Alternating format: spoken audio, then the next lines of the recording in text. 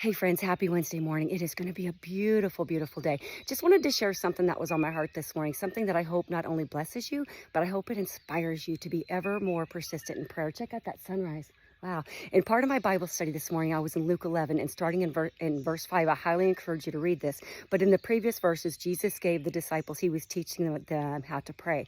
And then he gave them a story. He said, suppose, and I'm going to paraphrase, he said, suppose a man comes to your house at midnight and knocks on the door and says, I need to borrow 3 loaves of bread. I have a friend that's on a journey, and I have nothing to feed him. And suppose the man says, I cannot get up. The door is already locked. My children and I are in bed. I'm not going to get up and give you what you asked for. But he goes on to say, I tell you that the friend will give you what you need, not because of your friendship, because of your shameless audacity. Do you just love that? And he goes on to say, ask and it will be given to you. Seek and you will find. Knock and the door will be open. For everyone who asks receives. Everyone who seeks finds. And everyone who knocks, the door will be open. He was talking about this persistent prayer. He's like, be persistent in your prayer and do not give up, because God answers prayer in his time for his purpose and in his way. And we need to remember that. And I just thinking about that this morning, about how this looks in real time. And he's always got a purpose in it, right? We may not see it. We may question, Lord,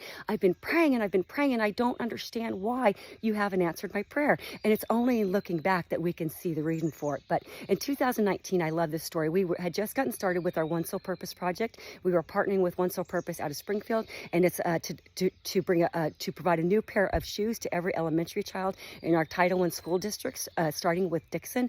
And they had a need, and we were just about ready to fill it. We had the money, and then we know what happened in 2020. We had all kinds of supply chain issues, and we couldn't fill the need. We had the money, but we couldn't fill the need. So rather than give up, I looked for a different supplier. I shamelessly emailed corporations. I called them and I said, let me speak to your manager. Let me speak to your director. Let me speak to the owner.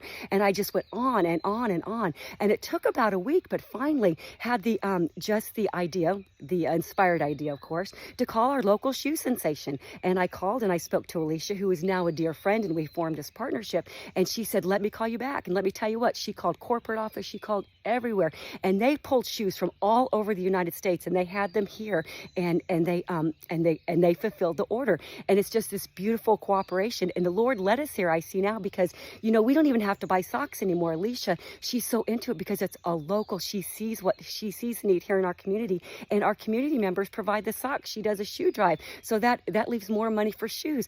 And I look back on that and I understand, and this persistent prayer just gave me just not renewed my faith, but strengthened it even more. So guys, if that's you today and you're saying, Melissa, I've been praying for this person or this situation and I'm just not seeing any results, keep on praying, keep on asking, keep on seeking, and keep on knocking. I tell you what, I've had decades of prayers answered for people. So don't give up. Keep asking, keep seeking, and keep knocking shamelessly with all audacity. So guys, I really, really hope that blesses you. I'm going to finish up my run and get off to the best job ever. It's going to be a great day.